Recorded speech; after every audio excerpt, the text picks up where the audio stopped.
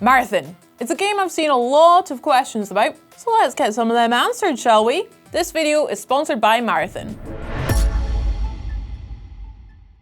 What sort of game is it? Well, Marathon is a first-person extraction shooter. So what does that actually mean? Well, it means you'll be competing in teams of 3 to grab as much loot as you can. Weapons, artifacts, anything that looks good. Of course, that loot will be of no use to you unless you make it to the extraction point in One Piece. But I'll talk more about that in a minute. Getting anywhere in One Piece is a lot easier said than done in Marathon because you'll be up against a bunch of other teams and a lot of AI-controlled enemies. And also, there's the possibility of a sort of very special guest star type player invading your game at any given moment to cause even more havoc. But again, I'll get to that shortly. The major thing to know is that an extraction shooter isn't quite like a conventional multiplayer FPS. It's closer to a battle royale, where good weapons are hard to earn and easy to lose, and where you can't rely on a quick respawn to bail you out. So you have to move carefully, think fast, and maybe get a little bit lucky too. Who developed it? Well, the answer to this one is the piece of information that will have immediately put this game on a lot of people's radars. Marathon is a new game from Bungie. You know, the Bungie who created Halo and Destiny, that Bungie. They are unquestionably one of the OG studios when it comes to first-person gaming, and they're actually still headed up by co-founder Jason Jones, creator of the original Marathon. Wait, this is a franchise? Yep, Bungie actually made a bunch of cool games in their pre-Halo days, including the original Marathon trilogy. These sci-fi FPSs walked so that Master Chief could sprint, offering both epic single-player space operas and fast-paced multiplayer deathmatches. Admittedly, there weren't a ton of people on the multiplayer gaming scene at that point, but the ones who were there really enjoyed it. The 2026 Marathon is a bit of a reboot that takes the series in a whole new direction, but I will get to that in just a second. What's the story?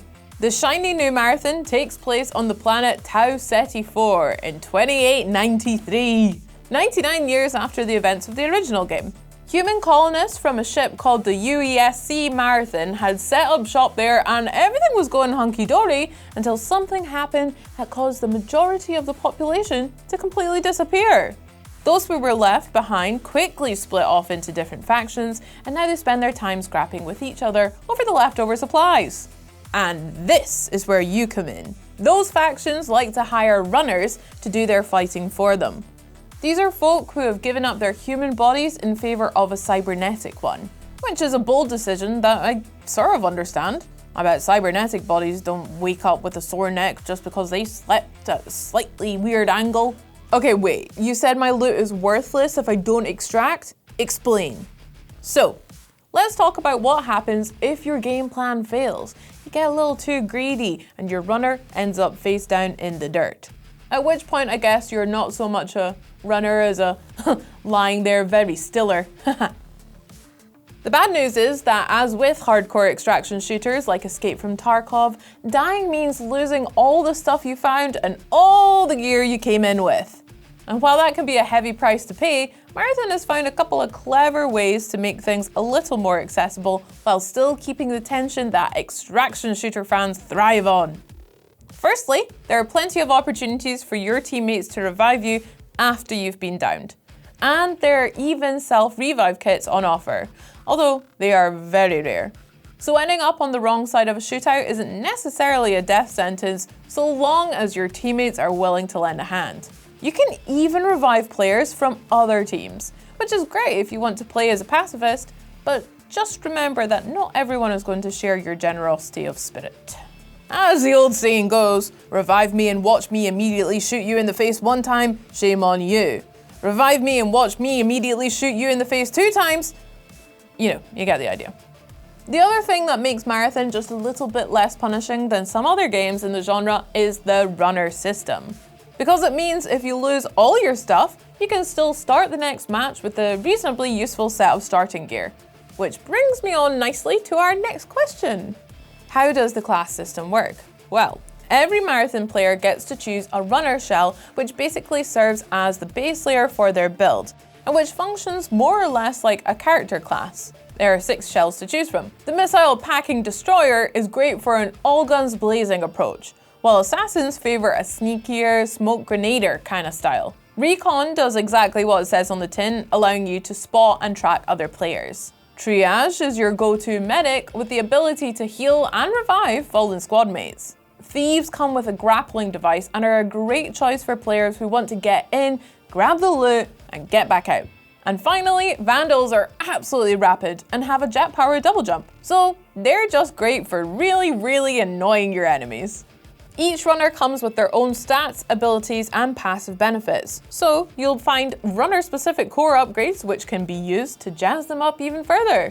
But when it comes to body implants and weapons, it's anything goes. They can all be equipped with any runner shell. The result is a nicely balanced system where each runner shell has a clear specialization, and new players will immediately know roughly what team role they should be playing.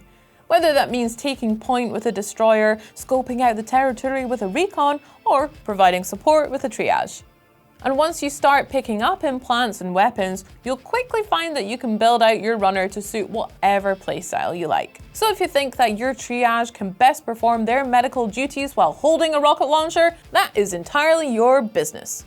Does everyone need to pick a different runner shell? Love a good yes or no question. Nope. This isn't a hero shooter, and your whole team is free to pick the same runner shell if they wanted to, which is good if you're all firmly in your Vandal era. But what if I don't like the idea of losing all my gear? Well, then get good. Just kidding. Bungie have actually included a playstyle specifically for people who don't feel like risking it all the time, the Rook. Rather than picking a runner and tagging in a couple of others, players can choose to drop into a game that's already in progress all by their lonesome. The trade-off is that you'll be playing as a Rook, which is basically a blank slate character who enters the game with a basic gear set. Playing Rook means you don't have to worry about losing your hard-earned gear if you die, but it also means that you're likely to be both outnumbered and outgunned by any other player you encounter. Since they entered the map before you, they'll also have had the opportunity to snag the best loot before you even got there. So this option is kind of a way to play it safe, but also a great way to get murdered from 3 different directions at the same time. The Rook does come with a neat passive ability that allows them to go undetected by AI enemies, who I'll talk about more in just a second. The really interesting thing will be seeing how other players respond to Rooks, and how Rooks respond to other players. What are the AI enemies like? Well, the main thing between you and your loot in Marathon are the robotic forces of the UESC. These combat-ready clankers are found all over the place and come in a bunch of different varieties, from standard issue grunts to grenadiers, snipers, and spotter drones. We also got a glimpse of a vulture-like alien creature that inhabits Tau Ceti 4, and since the original Marathon games were filled with extraterrestrial enemies, don't be surprised if you find yourself squaring off with some space invaders. Although I guess they've always lived there, so technically you're the space invader in this scenario. How aggressive is the enemy AI? Look, this is an FPS made by Bungie, so you know the enemy AI is going to be on point. The UESC bots might not be as dangerous as a skilled human player, but they know how to work together and they're as territorial as a bunch of deadly Roombas, so do not take them lightly. And that goes double if the match timer is starting to run down, because the AI enemies will get notably more aggressive when the end is nigh, like they're determined to be the one to end your game. I don't know who programmed them to be that vindictive, but I do not care for it. Is it more of an accessible or hardcore experience? Now, this is the sort of question within some of those previous questions, and the answer is a definitive both. Marathon is unquestionably a challenging, skill-based game where players have to fend off human and AI enemies, and the cost of losing can be pretty high. But it's also not totally unforgiving. The runner shell system will stop you from getting caught in a vicious cycle where you die, lose your gear, and then die again and again because now you've got no gear. On top of that, matchmaking has been designed to ensure that newbies aren't immediately thrown in with a bunch of seasoned veterans. And everybody has their gear and weapons wiped every 3 months, which is the length of a Marathon season. So there won't be a ridiculous gear gap between the two anyway. On a scale of Arc Raiders to Escape from Tarkov, Marathon should sit somewhere in the middle, which seems like a pretty nice place to be. How do factions work? There are 6 factions fighting for control of Tau Ceti 4, and carrying out contracts for them basically provides you with your long-term progression track. If you're a Destiny player, it's a bit like the artifact system. You're free to level up all 6 at the same time, so don't worry about being faction loyal. And you can even get a faction to sponsor you with gear when you're down on your luck, which is awfully nice of them. So who are these factions? Well, there's the death cult Arachne, whose contracts usually involve offing other runners. Cyber Acme are a techie bunch, and they'll reward you with all kinds of cybernetic upgrades. Plus, they probably know how to fix your printer. Sekiguchi are all about body mods, with contracts that emphasize survival and rewards that will be great for aspiring tanks. Maida are a resistance movement / terrorist cell, depending on who you ask, and they'll definitely catch the eye of players who love blowing stuff up. Traxxas are a wealthy bunch who love expensive stuff, so expect to spend your time hunting for valuables if you want to curry favor with them. Finally, New Caloric are an agricultural-focused megacorp who are here for players who think big picture and long term. But which faction is calling out to you? I want to hear. Hit the comments to let me know. Is there friendly fire? Another easy one, nope. You don't have to worry about friendly fire in Marathon, accidental or otherwise. Can you lean around corners? There's another nope from me. I don't know, some people get so mad when FPSs let you pull this sneaky peeky stuff, but they don't have to worry about it here. Does it have proximity chat? I know this is a question people care a lot about, so the simple answer is yes. Marathon does feature proximity chat, meaning other teams can hear what you're saying if you get close enough. However, Bungie spent a lot of time figuring out the best way to implement this feature, and they've arrived at a nicely balanced system where enemy players can only hear you if you press the prox chat button. So it's entirely up to you how much prox chat features in your game. It's also worth knowing that Marathon doesn't use the type of player aggression-based matchmaking that you'll find in games like Arc Raiders, which funnels pacifists and shoot first, ask never types into separate games. And since you don't know what sorts of players you're dealing with, you would be wise to take anything you hear over prox chat with a tiny grain of salt.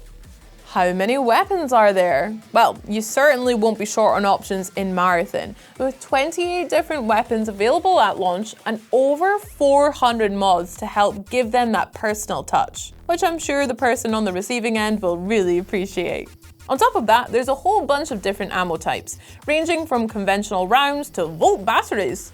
How many players does it support? Marathon's maps vary quite a bit in size, so naturally they each fit a different number of players. The biggest one we've seen so far, Dire Marsh, lets 6 teams duke it out, which I think makes for a total of 18 players. Unless this calculator is lying to me. Or all calculators are lying to me. Does it have an anti-cheat system? Yep, and it's the same one as Destiny 2 Battle Eye. Additionally, Bungie have stated in no uncertain terms that anyone found cheating in Marathon will immediately be banned for life. Doesn't matter if you've passed go, had your fingers crossed, or you were only cheating as an elaborate piece of performance art, you're gone and you're staying gone. How many maps are there? Marathon will feature 3 maps at launch with a 4th one on the way in Season 1. Perimeter is Marathon's starting zone. It can comfortably fit 15 players, giving them all a bit of breathing room while they figure things out. Although I still wouldn't call it completely safe. The aforementioned Dire Marsh is set in a swampy part of Tau Ceti 4. It features a network of underground tunnels, so between that and the high player count, this is the map that you can expect to encounter the most PvP action on, as rival squads will bump into each other quite a lot. Outpost is a smaller map that allows for 12 players, but it's still a very dangerous place to be thanks to a major UESC presence. Expect drones, tripwires, and a ton of wannabe Robocops. On top of these 3 maps, there's the Cryo Archive, which is locked at launch. That's just as well because you've got no business taking on its raid-like security measures until you've got yourself some powerful gear. But when you are ready to dive into this endgame content, you'll find that the Cryo Archive's vaults are packed with dazzling rewards. And other things. Does the weather affect gameplay? Well, you might have noticed that Marathon's maps feature a variety of weather and environmental effects, and While it's nice to have something to make small talk about, this stuff isn't just there for show. Getting struck by lightning fries your system and locks out your abilities for a bit, while you'll also need to watch out for toxic substances and overheating. So just assume everything you see is trying to hurt you and you'll probably be fine. Who did the music?